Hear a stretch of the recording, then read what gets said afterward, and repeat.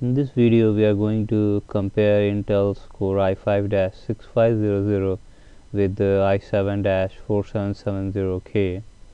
The K suffix, as you may be knowing, it's a overclockable part that works in favor of the performance for Haswell, but we will try to see to what extent.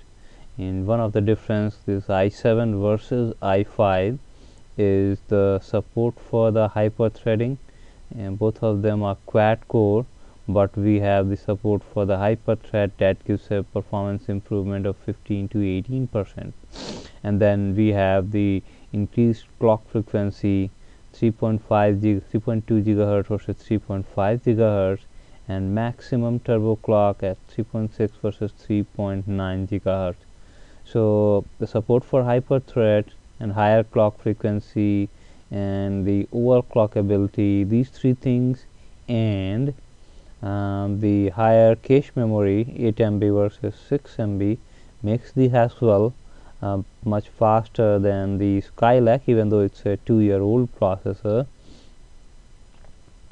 Let's see to what extent it's faster. The one thing is the Skylake does improve the architecture and gives slightly more performance for a given clock, but that difference is only like 1.5%.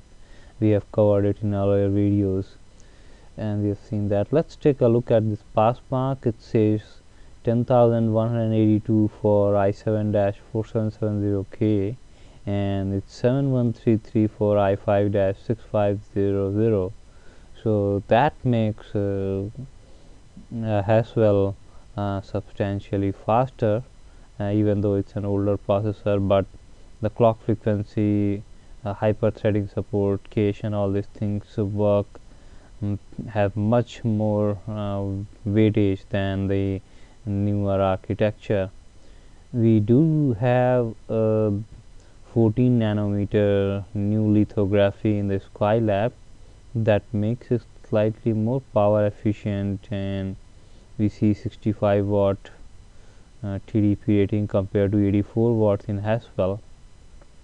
Though the Haswell is also overclockable in 84 watts, so in this particular case that does not end up that substantial. Looking at the memory, we have a new support for DDR4 at 2133, and the Haswell has the max support for DDR3 at 1600.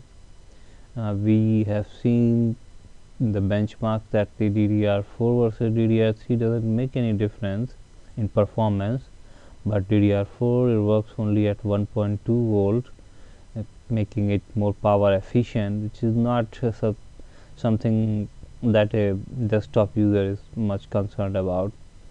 The newer processor also comes with the newer HD Graphics 530 that's marginally faster than the HD Graphics 4600. Few more minor differences. The connection with the chipset is now using DMI3 versus DMI2. With the DMI3 is faster at 8 giga transfer per second versus 5 giga transfer per second. That makes the transfer of data from processor to the chips on the south of the chipset, for example the PCI Express, that transfer is much faster. So but you'll have to hit the peak of the transfer rate to be able to see that kind of difference. I hope this video helps you. Thanks for taking a look.